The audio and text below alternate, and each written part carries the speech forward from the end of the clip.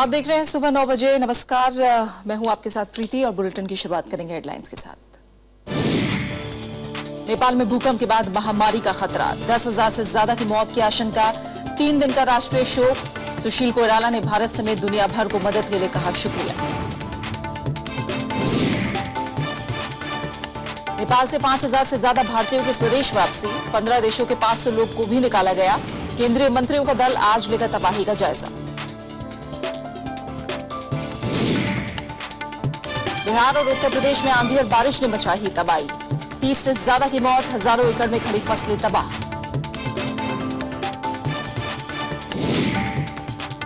भारत और अफगानिस्तान का आपसी साझेदारी जारी रखने का फैसला, दोनों देशों के बीच सड़क परिवहन को पुख्ता करने पर जोर।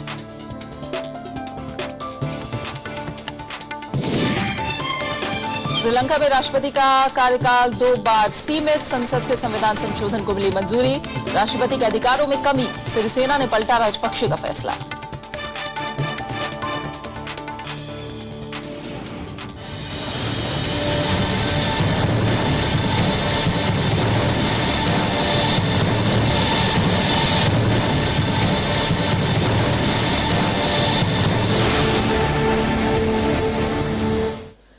नेपाल में भूकंप से मौत का आंकड़ा 10,000 को पार कर सकता है। प्रधानमंत्री सुशील कोइराला ने इस बात की आशंका जाहिर की है। राहत और बचाव कर्मियों को नेपाल के दूर दराज इलाकों में मदद पहुंचाने में काफी दिक्कतों का सामना करना पड़ रहा है। संयुक्त राष्ट्र के मुताबिक नेपाल में भूकंप से देश के 1/4 से ज्यादा आबादी प्रभावित हुई है और इन सब के बीच ऑपरेशन मैत्री के तहत भारत ने राहत और बचाव अभियान तेज कर दिया है। अब तक 5,000 से ज्यादा भारतीय नागरिकों के अलावा 15 देशों के करीब 500 नागरिकों को नेपाल से निकाला जा चुका है। इस बीच नेपाल में भूकंप के बाद महामारी का खतरा बढ़ गया है।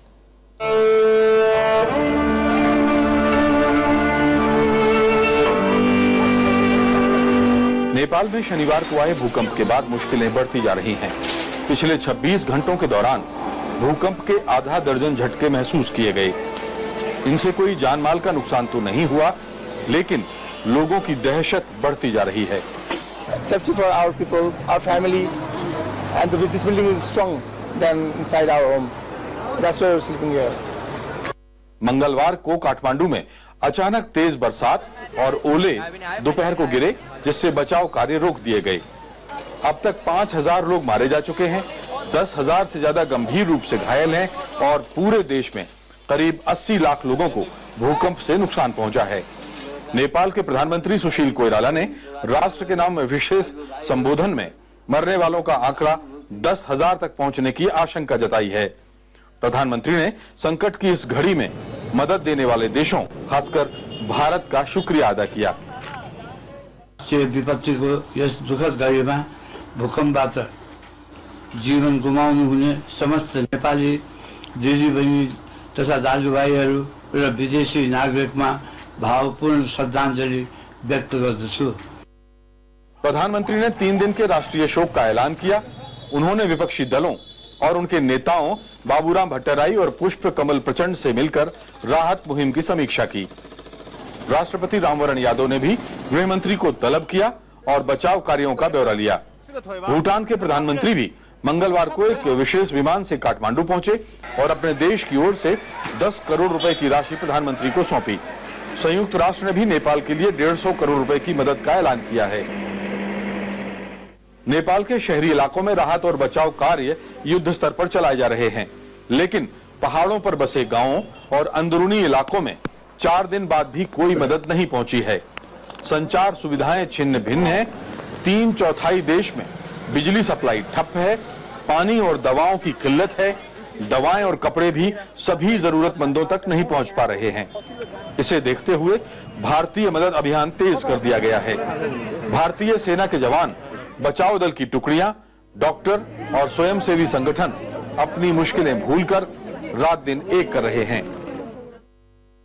यहाँ पे हम कोशिश कर रहे हैं कि कोई लाइव विक्टिम मिल जाए। 72 घंटे का एक गोल्डन पीरियड होता है जिसमें कि अधिकतर लाइव विक्टिम मिलने की संभावनाएं होती हैं। This is not easy situation at the moment, but anyhow, whatever we have within our capacity, time, material, and finance, we are mobilizing each and every sector so that we can cope with it. But it is on the verge of we end it. हालांकि इस त्रासदी का एक तकलीफदेह पहलू ये भी है कि देश में खाने पीने की चीजों की कालाबाजारी की शिकायतें भी मिल रही हैं। दुकानदार मनमाने दाम वसूल रहे हैं, टैक्सियां भी मनमाना किराया वसूल रही हैं और आम आदमी परेशान हो रहा है। कैमरामैन प्रशांतो कर्माकर के साथ राजेश बादल, राज्यसभा टीवी, काठमांडू। और हमारे साथ राजेश बादल, कार्यकारी निदेशक, राज्यसभा टीवी, काठमांडू से सीधे हमारे साथ जुड़े हैं।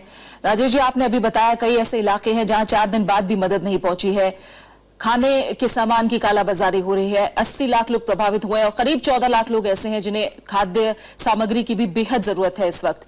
क्या आपको लग रहा है जितनी मदद पहुंच पा रही है वो मुफीद है?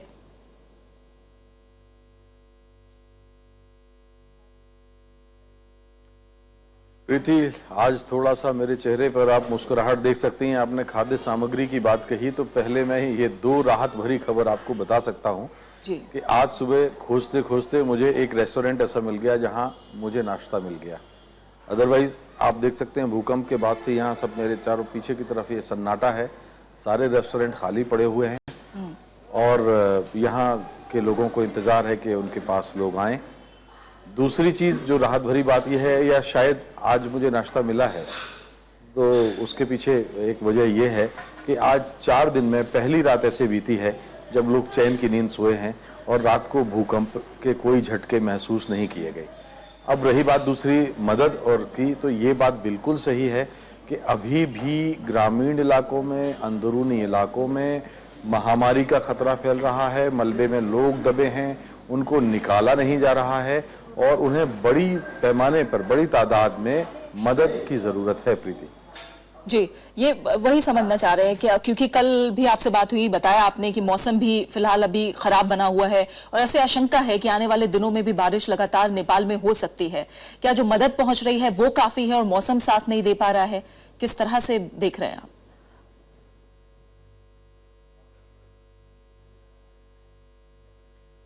प्रीति, 2 बातें और भी कल से ताजा हुई हैं कि एक तो मौसम की जो अनिश्चितता है इसको देखते हुए राहत कार्यों की रफ्तार बढ़ा दी गई है, मैन पावर बढ़ा दिया गया है और जो लोग खासतौर पर भारत से जो मदद आ रही है उस मदद राहत सामग्री को बहुत ही प्लान तरीके से लोगों तक पहुंचाने की व्यवस्था की जा रही है क्योंकि मौसम का कोई भरोसा नहीं है। इधर नेपाल के गृह मंत्रालय ने एक सर्कुलर जारी किया है कि जो देश मदद भेजना चाहते हैं पहले वो गृह मंत्रालय को, यहाँ के आंतरिक मंत्रालय को सूचना दें और उसके बाद उनकी मंजूरी के बाद ही कोई सहायता सामग्री भेजें। ऐसा इसलिए कि गृह मंत्रालय उस मदद के साथ न्याय कर सके और पीड़ित लोगों तक पहुंचा सके। प्रीति, भारतीयों को निकालने का सिलसिला जारी रहा, तमाम भारतीय निकाल लिए गए हैं। क्या अभी भी कुछ ऐसे भारतीय हैं जो वहां फंसे हुए हैं?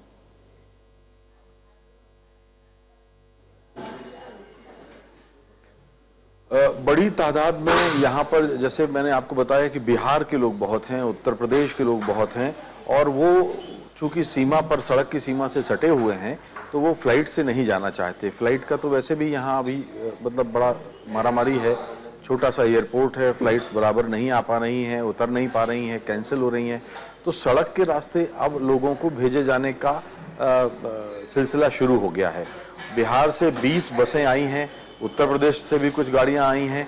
दोनों सरकारें, राज्य सरकारें अपने लेवल पर यहाँ से लोगों को निकालने का काम कर रही हैं और इस बीच एक और डेवलपमेंट हुआ है कि यहाँ की जो स्वयंसेवी संस्थाएं हैं, जो लोग ऐसा जिनको खतरा है कि महामारी फैल सकती है तो उनको सुरक्षित स्थानों तक भेजने का सिलसिला निशुल्क तौर पर वो कर रही हैं, फ्री ऑफ कॉस्ट कर रही हैं। तो काठमांडू शहर एक तरह से आप आज कह सकते हैं कि कुछ खाली सा हो रहा है क्योंकि लोगों को डर है कि अब महामारी फैल सकती है। बहुत बहुत शुक्रिया आपका राजेश जी, हमारे साथ ये जानकारी साझा करने के लिए। तो बड़ी चुनौती अभी भी है, राहत और बचाव का काम जारी है, बीच बीच में मौसम साथ नहीं दे रहा है, लेकिन अब राहत और बचाव के साथ साथ बड़ी चुनौती लोगों के पुनर्वास और महामारी के खतरे को रोकने की है। ऑपरेशन मैत्री के तहत भारत ने नेपाल में राहत और बचाव अभियान तेज कर दिया है। लोगों को हवाई मार्ग के अलावा सड़क मार्ग से निकालने का काम जारी है और इस बीच आज केंद्रीय मंत्रियों का एक दल बिहार समेत उत्तर भारत में भूकंप से हुए नुकसान का जायजा लेगा। नेपाल में मलबे में दबी जिंदगी की तलाश का काम जारी है। भारत ने राहत और बचाव अभियान को और तेज करते हुए एनडीआरएफ के 6 और दलों को नेपाल भेजा है। वहीं नौसेना के 16 सदस्यों का एक विशेष चिकित्सा दल भी नेपाल पहुंच चुका है। नेपाल में मधुमेह के मरीजों के लिए 75,000 इंसुलिन की शीशियां मुफ्त मुहैया कराई गई हैं। लोगों को निकालने का काम भी युद्ध स्तर पर जारी है। अब तक 5,000 से ज्यादा भारतीय नागरिकों के अलावा 15 देशों के करीब 500 नागरिकों को निकाला जा चुका है। Now that we've got the land route moving, the land route has become the primary route. So in Kathmandu today they confirmed that approximately 4,000 people left in 80 buses. Nepal के अंदरूनी इलाकों में भी मदद पहुंचाने का सिलसिला जारी है। लुकाला से 19 पर्वतारोहियों को सुरक्षित निकाल लिया गया है। हेलीकॉप्टरों को पोखरा के करीब बचाव अभियान में लगाया गया है। What we have been able to do today is about 3 fixed wing sorties, 2 from Kathmandu and 1 AN-32 today landed at Pokhara. वहीं भूकंप से उत्तर भारत में अब तक 75 लोगों की जानें जा चुकी हैं। बिहार में मौत का आंकड़ा 60 के करीब पहुंच गया है। इस बीच आज 4 केंद्रीय मंत्री बिहार और भारत नेपाल सीमावर्ती इलाकों का दौरा कर हालात का जायजा लेंगे। मैं, अनंत जी और नड्डा जी जाने वाले, लेकिन बिहार के अंदर भी जो भूकंप आए उसमें भी अभी दर्जनों लोग गंभीर रूप से पटना पीएमसीएच में, तो उनसे भी मिलेंगे और आज सरकार के साथ भी बातचीत करेंगे। प्रधानमंत्री नरेंद्र मोदी पूरे हालात पर नजर बनाए हुए हैं। उन्होंने मंगलवार को बैठक कर नेपाल समेत उत्तर भारत के ताजा हालात की समीक्षा की। Bureau report, Rajya Sabha TV. और नेपाल के घोड़ा तबेला गांव में भूस्खलन और हिमस्खलन के बाद 250 लोगों के लापता होने की आशंका है। ये जगह शनिवार को आए भूकंप के केंद्र से ज्यादा दूर नहीं है। जिलाधिकारी गौतम रिमाल ने बताया कि गोरखा क्षेत्र के घोड़ा तबेला गांव के पास भारी मात्रा में बर्फ गिरी थी और फोन पर आपदा के बारे में शुरुआती खबरें मिली, लेकिन फिर संपर्क टूट गया। आशंका जताई जा रही है कि लापता ग्रामीणों के साथ गायब होने वालों में ट्रैकिंग के लिए आए लोग भी शामिल हो सकते हैं।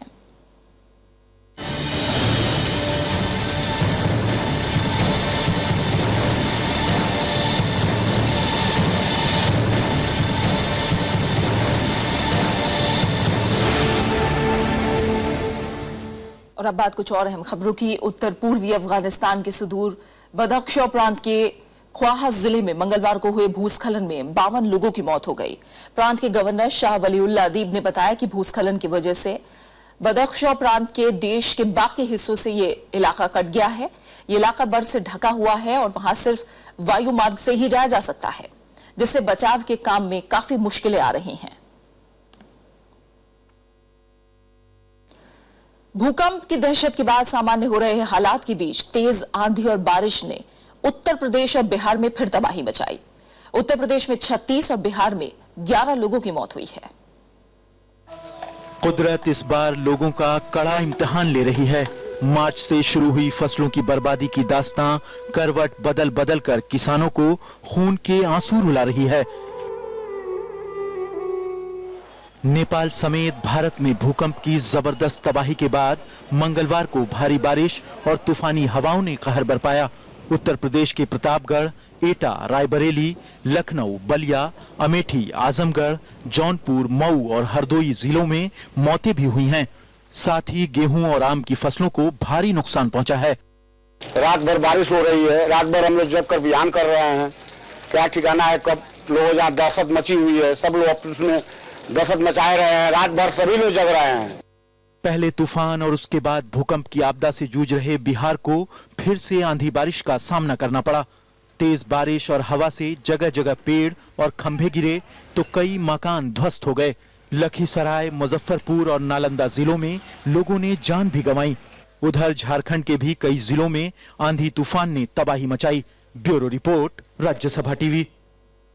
क्षेत्रीय ग्रामीण बैंक संशोधन विधेयक 2014 को मंगलवार को राज्यसभा में मंजूरी मिल गई है। इस विधेयक के जरिए आरआरबी को पूंजी बाजार में पैसे बढ़ाने का मौका मिलेगा। बीते दिसंबर में लोकसभा से यह बिल पारित हो चुका है। To continue to strengthen this very vital financial central landscape. Rajya Sabha में क्षेत्रीय ग्रामीण बैंक संशोधन विधेयक पर चर्चा में वित्त राज्य मंत्री ने सांसदों की चिंता का जवाब दिया। इससे पहले निजी निवेशकों के लिए आरआरबी का दरवाजा खोलने को लेकर कई सांसदों ने सवाल उठाए थे। तो जब ये बैंक में निजीकरण हो जाएगा तो एक संकट पैदा हो जाएगा। So a different orientation is required. Sponsors Bank Association does not deliver that orientation. Please don't dilute its equity holding. Please don't allow private cherry pickers in the director board of regional rural bank. कुछ सांसदों ने विधेयक पर चर्चा के दौरान अहम सुझाव दिए। सांसदों ने कहा कि इसको राष्ट्रीयकृत बैंकों के साथ मिला देना चाहिए। It's time that the government brings about an amicable separation between RRBs and sponsor banks. You should not dilute the capital in RRBs. Rather, RRBs should be merged with the sponsor nationalized banks. Jayant Sinha ने जोर देकर कहा कि sponsor bank के साथ मिलकर RRB बेहतर कर पाएगा।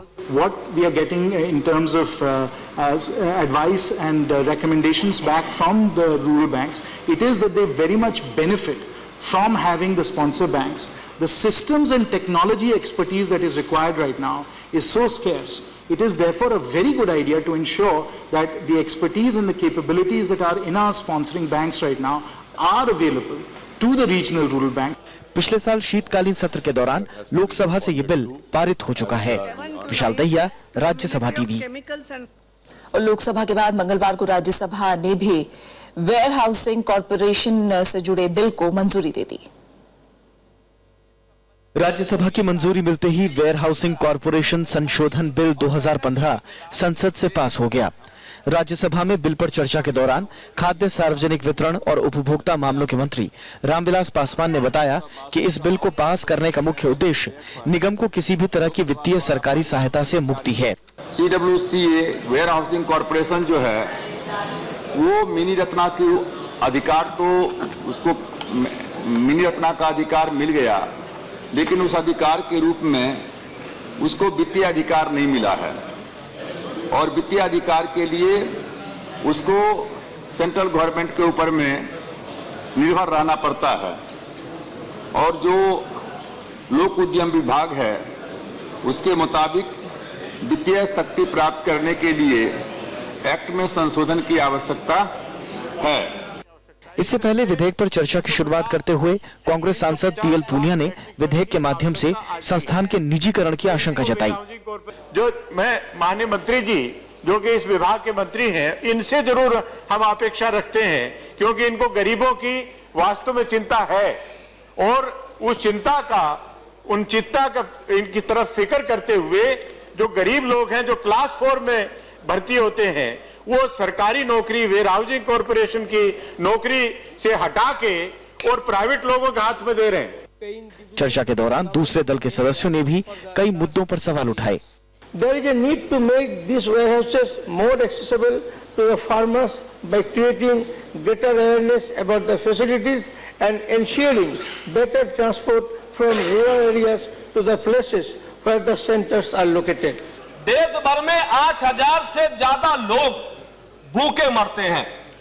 महोदय, स्थिति यह है कि एक तरफ गेहूं की बर्बादी भंडारण की कमी से होती है और दूसरी तरफ अनाज की कमी से देश का गरीब मरता है। The government slowly going to leave the responsibility to the market. That is going to affect the entire working class, poor people, farmers of this country. इस संशोधन विधेयक के पास हो जाने के बाद अब सेंट्रल वेयर हाउसिंग कॉरपोरेशन अपने बजट से 500 करोड़ तक का निवेश बिना किसी सरकारी इजाजत के कर सकता है। रविंद्र सिंह शोराण, राज्यसभा टीवी। केंद्रीय गृह मंत्री राजनाथ सिंह ने धर्म बदलने के अधिकार पर रोक वाला कानून बनाने की फिर वकालत की है। मंत्रालय के अनुदान मांगों पर बहस के जवाब में गृह मंत्री ने कहा कि सरकार आंतरिक सुरक्षा को लेकर मुस्तैद है। उन्होंने बताया कि तटीय सुरक्षा मजबूत करने के लिए नए कदम भी उठाए जा रहे हैं। लोकसभा में विपक्ष ने कुछ हिंदू संगठनों के घर वापसी अभियान पर सरकार से सफाई मांगी तो गृह मंत्री राजनाथ सिंह ने धर्म बदलने की आजादी पर रोक लगाने का सुझाव दिया। उन्होंने कहा कि अल्पसंख्यकों की सुरक्षा सरकार की जिम्मेदारी है, लेकिन ये काम केंद्र से ज्यादा राज्य सरकारों को करना है। मैं समझता हूं घर वापसी हो, धर्मांतरण, इसको लेकर कम्युनल हार्मनी के ऊपर जो क्वेश्चन मार्क समय समय पर लगता रहता है, तो शायद इसको दूर यदि हम करना चाहते हो, तो यदि सभी सदन सहमत हो तो एक बार यह फैसला कर दे कि हम यहाँ एंटी कन्वर्जन बिल सर्वसम्मति सदन में पारित करेंगे। मैं समझता हूं कि फैसला हो गया। गृह मंत्रालय के अनुदान मांगों पर बहस के दौरान विपक्षी दलों ने अल्पसंख्यक समुदाय के प्रार्थना स्थलों पर हमले और घर वापसी जैसे अभियानों की निंदा की। विपक्ष की मांग थी कि सरकार अल्पसंख्यकों को सुरक्षा का भरोसा दिलाए। जब तक आप एक स्ट्रॉन्ग मैसेज आपके लोगों को भी देना चाहिए और देश में जो भी ऐसे विषय पे हमेशा बात करते हैं या लोगों को उचकाते हैं, इंस्टिगेट करते हैं, उनको भी एक मैसेज जाना चाहिए। बहस में जम्मू कश्मीर, पूर्वोत्तर और माओवादी हिंसा से पीड़ित इलाकों में सुरक्षा के सवाल भी आए। सरकार ने इन मोर्चों पर प्रभावी तरीके से काम करने की बात कही। गृह मंत्री ने माना कि पुलिस आधुनिकीकरण के लिए मंत्रालय को फंड नहीं मिला है। यहाँ पर पुलिस मॉडर्नाइजेशन की बात आई कि पुलिस मॉडर्नाइजेशन के लिए फंड एलोकेशन रहता था गृह मंत्रालय में, जो समय समय पर हम उसे राज्यों को देते थे। इस संबंध में हमारी प्रधानमंत्री जी से भी बात हुई है, वित्त मंत्री जी के साथ हमारी बातचीत हुई है और हम लोग सोच रहे हैं कि इसका विकल्प कैसे तैयार किया जाए। गृह मंत्री ने दावा किया कि प्राकृतिक आपदाओं से निपटने के लिए मंत्रालय बेहतर तैयारी कर रहा है। प्रणव गोस्वामी के साथ श्याम सुंदर, राज्यसभा टीवी। भारत और अफगानिस्तान ने अपनी साझेदारी जारी रखने का फैसला लिया है। दोनों देशों ने एक दूसरे के साथ थल और जल मार्ग के जुड़ाव को भी जारी रखने की बात कही है। भारत दौरे पर आए अफगानिस्तान के राष्ट्रपति अशरफ गनी ने प्रधानमंत्री नरेंद्र मोदी के साथ साझा भविष्य पर भी लंबी बातचीत की। अशरफ गनी ने राष्ट्रपति प्रणब मुखर्जी और उपराष्ट्रपति मोहम्मद हामिद अंसारी से भी मुलाकात की।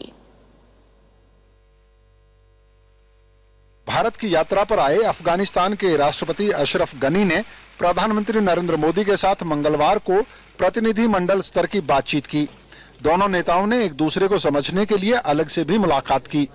प्रधानमंत्री नरेंद्र मोदी ने अफगानिस्तान के शांति और विकास के लिए दोनों देशों के बीच सड़क परिवहन को पुख्ता करने की वकालत की, लेकिन उन्होंने इशारा किया कि पाकिस्तान के सहयोग के बिना यह संभव नहीं हो पा रहा है। दोनों नेताओं ने भविष्य में इस रास्ते के लिए द्विपक्षीय समझौता करने का प्रयास जारी रखने की बात पर जोर दिया। We are ready to welcome Afghan trucks at the ICP Atari. We are also prepared to join the successor agreement to Afghan-Pakistan Trade and Transit Agreement. This will re-establish one of the oldest trading routes of South Asia. I also reaffirm my commitment to take the Chabar port project in Iran forward. Ashraf Ghani ने कहा कि अफगानिस्तान आतंकवादियों के मामले में कोई भेदभाव नहीं करता। उन्होंने कहा कि भारत में अफगानिस्तान के 13,000 से ज्यादा छात्र शिक्षा ले रहे हैं और वे भारत और अफगानिस्तान के भविष्य को जोड़ने वाली कड़ी का निर्माण करेंगे। अशरफ गनी ने अफगानिस्तान में भारत का निवेश जारी रखने की इच्छा जाहिर की। Yesterday, I had the pleasure of meeting with people who after 200 years of living speak still Pashto or Dari of absolute pure cadence. That is an indication of the ties that we have had in the past. Here is a guide to the future. Afghanistan के राष्ट्रपति ने क्षेत्रीय सहयोग तेज करने की इच्छा जाहिर की है। वहीं प्रधानमंत्री नरेंद्र मोदी ने कहा कि भारत की तरफ से अफगानिस्तान को सहयोग जारी रहेगा। बातचीत से पहले अफगानिस्तान के राष्ट्रपति का विशेष मेहमान के रूप में राष्ट्रपति भवन में स्वागत किया गया। बाद में वे महात्मा गांधी की समाधि पर श्रद्धांजलि देने भी गए। प्रधानमंत्री नरेंद्र मोदी और राष्ट्रपति अशरफ गनी के बीच आपसी समझदारी तो साफ साफ झलक रही थी, लेकिन बाधा के रूप में दिखाई पड़ रहा था पाकिस्तान और भारत और अफगानिस्तान के बीच की प्राकृतिक दूरी। यह मामला कैसे हल होगा, इस पर आगे बातें जारी रहेंगी। राज्यसभा टेलीविजन के लिए कैमरा पर्सन डी के पांडे के साथ दिल्ली से अखिलेश सुमन। कांग्रेस उपाध्यक्ष राहुल गांधी ने केंद्र और पंजाब सरकार पर किसानों की अनदेखी का आरोप लगाया है। उन्होंने कहा कि सरकार को पीड़ित किसानों का दर्द समझना चाहिए। मंगलवार को ट्रेन से पंजाब पहुंचे राहुल गांधी ने अनाज मंडियों में किसानों से मुलाकात करके हालात का जायजा लिया। बेमौसम बारिश से पीड़ित किसानों का दर्द बांटने कांग्रेस उपाध्यक्ष राहुल गांधी मंगलवार को ट्रेन की जनरल बोगी से पंजाब पहुंचे। सरहिंद, खन्ना और करनाल की मंडियों में जाकर राहुल गांधी ने किसानों से मुलाकात कर उनकी तबाह हुई फसलों और इसे बेचने में आ रही दिक्कतों पर बात की। इस मौके पर उन्होंने केंद्र और सूबे की सरकार पर किसानों की अनदेखी का आरोप लगाया। पैसे की बात नहीं है, अच्छा है कि पैसा दिया है, मगर उनकी जो आवाज है, उनका जो दर्द है, उसको सुनने की और समझने की बात है। राहुल गांधी ने किसानों को पूरी मदद देने का भरोसा दिलाया। दरअसल बेमौसम बारिश से पीड़ित पंजाब के किसानों का आरोप है कि उनकी फसल औने पौने दामों पर खरीदी जा रही है। व्यापारी इसके लिए फसल खराब होने का बहाना बना रहे हैं। इससे किसानों पर दोहरी मार पड़ रही है।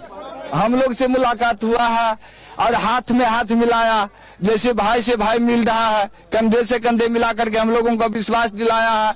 जो जरूरी है समस्या सब जो है मंडी का, और समस्या का बहुत जल्दी सॉल्व होगा। कांग्रेस उपाध्यक्ष ने एनडीए के भूमि बिल की कड़ी आलोचना करते हुए इसे किसानों के खिलाफ बताया। गौरतलब है कि मई से राहुल गांधी किसान पदयात्रा शुरू कर रहे हैं। इसका आगाज विदर्भ या तेलंगाना से हो सकता है। Bureau report, Rajya Sabha TV. श्रीलंकाई संसद ने राष्ट्रपति की शक्तियां सीमित करने के संविधान संशोधन विधेयक को मंजूरी दे दी है। इसमें राष्ट्रपति के कार्यकाल को 2 बार सीमित करने का प्रावधान है। साथ ही न्यायपालिका और पुलिस की स्वतंत्रता सुनिश्चित करने के लिए भी प्रस्ताव किए गए हैं। संशोधन के जरिए पूर्व राष्ट्रपति महिंदा राजपक्षे के किए बदलावों को पलटने की व्यवस्था की गई है। 225 सदस्य सदन में सिर्फ एक वोट इस संशोधन के खिलाफ पड़ा। संशोधन पिछले हफ्ते पेश किया गया था। राजपक्षे ने अपने कार्यकाल के दौरान राष्ट्रपति को काफी अधिकार दे दिया था और राष्ट्रपति के कार्यकाल की 2 बार की सीमा भी हटा दी थी। मौजूदा राष्ट्रपति मैत्रीपाला सिरिसेना ने संशोधन का वादा राष्ट्रपति चुनाव प्रचार के दौरान किया था। और इसी के साथ फिलहाल इस बुलेटिन में इतना ही। जाते जाते एक नजर हेडलाइंस पर। नेपाल में भूकंप के बाद महामारी का खतरा, 10,000 से ज्यादा की मौत की आशंका, 3 दिन का राष्ट्रीय शोक। सुशील कोइराला ने भारत समेत दुनिया भर को मदद के लिए कहा शुक्रिया। नेपाल से 5,000 से ज्यादा भारतीयों की स्वदेश वापसी, 15 देशों के 500 लोगों को भी निकाला गया। केंद्रीय मंत्रियों का दल आज लेगा तबाही का जायजा। बिहार और उत्तर प्रदेश में आंधी और बारिश ने मचाई तबाही, 40 से ज्यादा की मौत, हजारों एकड़ में खड़ी फसलें तबाह। भारत और अफगानिस्तान का आपसी साझेदारी जारी रखने का फैसला, दोनों देशों के बीच सड़क परिवहन को पुख्ता करने पर जोर। श्रीलंका में राष्ट्रपति का कार्यकाल 2 बार सीमित, संसद से संविधान संशोधन को मिली मंजूरी, राष्ट्रपति के अधिकारों में कमी, सिरिसेना ने पलटा राजपक्षे का फैसला।